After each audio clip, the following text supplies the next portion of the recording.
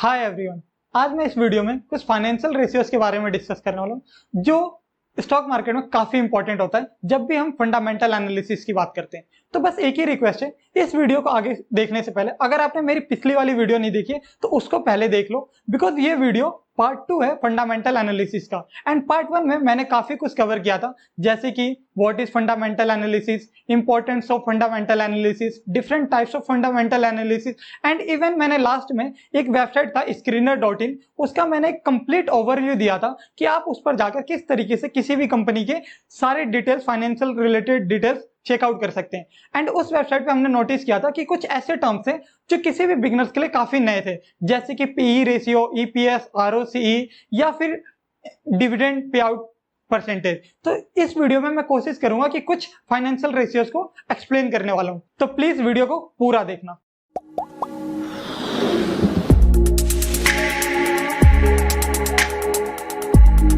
तो सबसे पहले ये समझ लेते हैं कि ईपीएस होता क्या है। EPS stand for earning per share.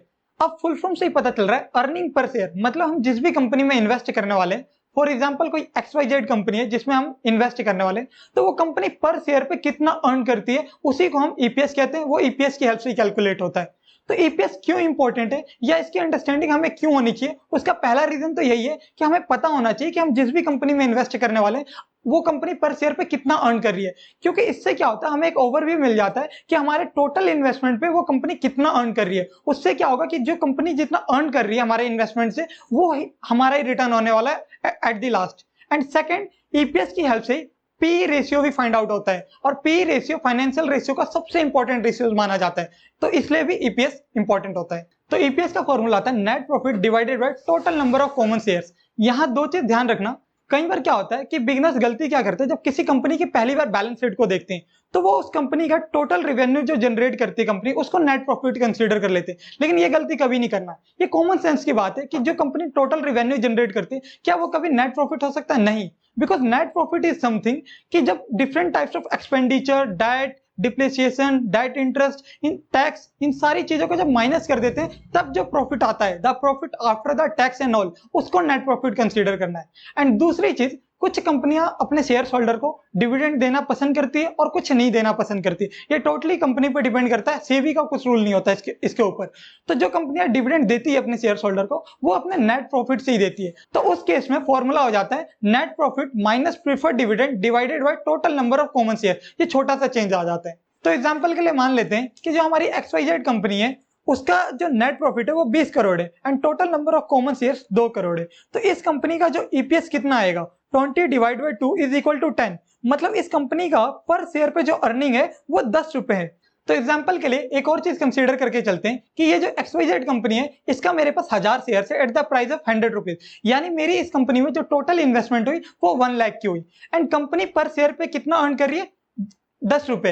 यानी मेरे पास जो 1000 शेयर है, यानी मेरे टोटल इन्वेस्टमेंट पे कंपनी कितना अर्न कर रही है, पर शेयर पे 10 रुपए अर्न कर रही है। और मेरे पास 1000 शेयर है, मतलब मेरे टोटल इन्वेस्टमेंट पे 1 लाख पे कंपनी 10,000 रुपए अर्न कर रही है। तो ये 10,000 रुपए कंपनी या तो मुझे डिविडेंड के रूप में देगी, या फिर कंपनी, कुछ कंपनियां डिविडेंड देना प्रीफर नहीं करती, वो कंपनियां क्या करती, यही रुपए R&D में यूज करती ताकि कंपनी और ज्यादा अच्छा परफॉर्म करे, कंपनी ज्यादा ग्रोथ करे। और हमें पता है जैसे जैसे कंपनी ज्यादा ग्रो करती है, ज्यादा अच्छा परफॉर्म करती है, उसका शेयर प्राइस भी इंक्रीज होता है, because both are directly proportional.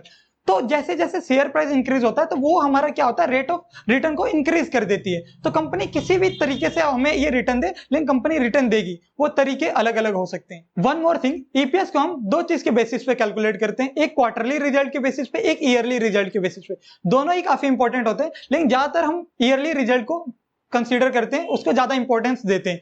और अब जिस भी कंपनी में इन्वेस्ट करने वाले हैं, मेक श्योर कि उसके कम से कम 4-5 सालों का ट्रैक रिकॉर्ड देखना ईपीएस का। अगर वो कॉन्स्टेंटली इंक्रीज हो रहा है ईपीएस उसका, तो इसका मतलब वो एक पॉजिटिव साइन दिखाता है उस कंपनी के लिए। एंड अगर आपको कभी किसी वेबसाइट पे ईपीएस देखते टाइम उसके साइड में अगर कहीं टीटीएम दिख जाए तो उस वर्ड से कंफ्यूज नहीं होना है। TTM is basically trailing till month, मतलब लास्ट एक फाइनेंशियल ईयर के बेसिस पे वो ईपीएस कैलकुलेट किया जाता है, तो उसको टीटीएम से रिप्रेजेंट करते हैं। तो अब चलते हैं नेक्स्ट पार्ट की तरफ, जिसमें मैं पीई रेशियो के बारे में बताने वाला हूं।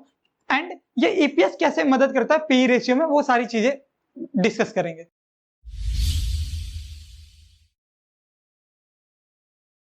तो सबसे पहले ये समझ लेते हैं कि पी रेशियो होता क्या है। P ratio stand for price to earning ratio. जब भी हम स्टॉक मार्केट में वैल्यू इन्वेस्टिंग की बात करते हैं तो ये सबसे इंपॉर्टेंट फाइनेंशियल रेशियोस माना जाता है, और ये जितना इंपॉर्टेंट है लोग इस रेशियो का उतना ही गलत इंटरप्रिटेशन करते हैं। ये ऐसा मैं क्यों कह रहा हूं ये मैं आगे बताऊंगा। तो पी रेशियो का फॉर्मूला होता है current market price divided by earning per share. तो मान के चलते हैं कोई XYZ कंपनी है जिसका करंट मार्केट प्राइस अभी चल रहा है 120 रुपए, एंड उस कंपनी का जो अर्निंग पर शेयर है यानी ईपीएस जो है वो 10 रुपए, यानी पी रेशियो कितना आ जाएगा, पी कितना आ जाएगा फॉर्मूले के अकॉर्डिंग 12 रुपए। तो ये जो 12 आया पी, ये क्या बता रहा है, इसका मतलब क्या है। तो उससे पहले ये समझो कि पी रेशियो हमें ये बताता है कि हम जिस भी कंपनी में इन्वेस्ट करने वाले हैं वो कंपनी पर शेयर पे 1 रुपए कमा सके, उसके लिए हम उस कंपनी में कितना रुपए इन्वेस्ट करने को रेडी है, कितना रुपए तैयार है कि इन्वेस्ट कर सकते हैं, ये पी रेशियो बताता है।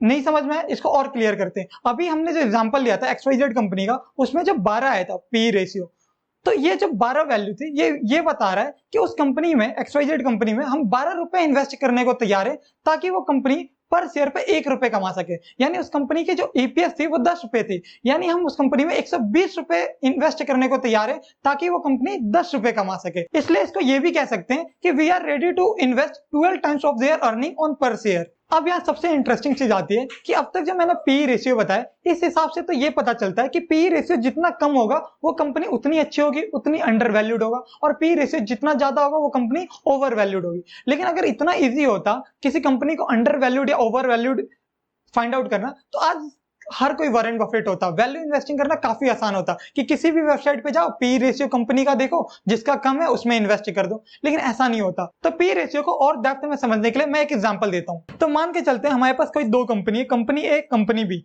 एंड कंपनी ए और कंपनी बी का दोनों का अर्निंग पर शेयर सेम है, बट कंपनी ए का जो शेयर प्राइस है करंट मार्केट में वो 500 रुपए एंड कंपनी बी का 1000 रुपए। तो पी रेशियो के फॉर्मूले के अकॉर्डिंग कंपनी ए का जो पी होगा वो 50 होगा एंड कंपनी बी का पी 100 होगा। तो इस हिसाब से हमें कंपनी ए में इन्वेस्ट करना चाहिए, बिकॉज दोनों कंपनी का अर्निंग पर शेयर सेम है एंड कंपनी ए का शेयर प्राइस हाफ है as compare to company B के, तो हमें तो कंपनी ए में इन्वेस्ट करना चाहिए। लेकिन यहाँ जो दिख रहा है वैसा नहीं है, यहाँ कुछ और भी पॉसिबिलिटीज हो सकती है, क्योंकि P ratio is all about कि पास्ट अर्निंग रिकॉर्ड्स कैसे हैं उस कंपनी के, या फ्यूचर अर्निंग प्रेडिक्शंस कैसे हैं, उस चीज पे पी रेशियो काम करता है। तो आप इस टेबल में देख सकते हैं कि मैंने company A and company B के पिछले कुछ साल के अर्निंग पर शेयर जो ईपीएस है उसका ट्रैक रिकॉर्ड मेंशन किया, एग्जांपल के लिए है ये बस टेबल। तो आप इसमें देख सकते हैं कि कंपनी बी की जो अर्निंग पर शेयर है वो काफी तेजी से इंक्रीज हो रही है ईयरली, एंड यही रीजन है कि उसका पी रेशियो क्यों इतना हाई है, इसलिए मार्केट उसको हाई पी रेशियो पर भी खरीदना पसंद करता है। तो कंक्लूजन ये है कि कभी भी करंट पी रेशियो को देखकर उस कंपनी को जज नहीं करना है, उसके पीछे का रीजन समझना है कि वो कंपनी का पी रेशियो हाई है तो क्यों है, लो है तो क्यों है।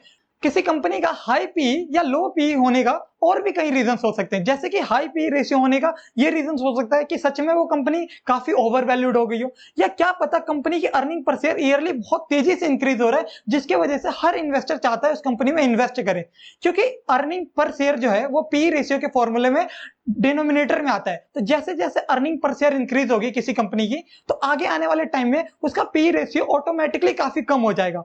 या फिर पी रेशियो हाई होने का ये रीजन भी होता है कि उस कंपनी का हाई ग्रोथ प्रेडिक्शन रहता है काफी ज्यादा, इसलिए मार्केट उसको काफी पसंद करती है। वन लास्ट थिंग, आप जिस भी कंपनी में इन्वेस्ट करने का प्लान कर रहे हैं तो उस कंपनी का जो भी कंपटीटर्स होंगे मार्केट में उस कंपटीटर के साथ उस कंपनी का पी रेशियो जरूर कंपेयर करना, या फिर वो कंपनी जिस भी सेक्टर की होगी उस सेक्टर का जो एवरेज पी होगा उसके साथ कंपेयर करना। इससे क्या होगा कि आपको एक अच्छा ओवरव्यू मिलेगा कि वो कंपनी कैसा परफॉर्म कर रही है अपने इंडस्ट्री में। तो आज के लिए इस वीडियो में इतना ही।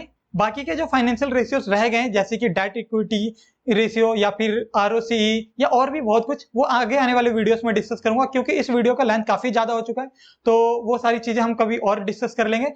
अगर ये वीडियो अच्छा लगा हो प्लीज वीडियो को लाइक कर देना, काफी अच्छा लगता है। धन्यवाद।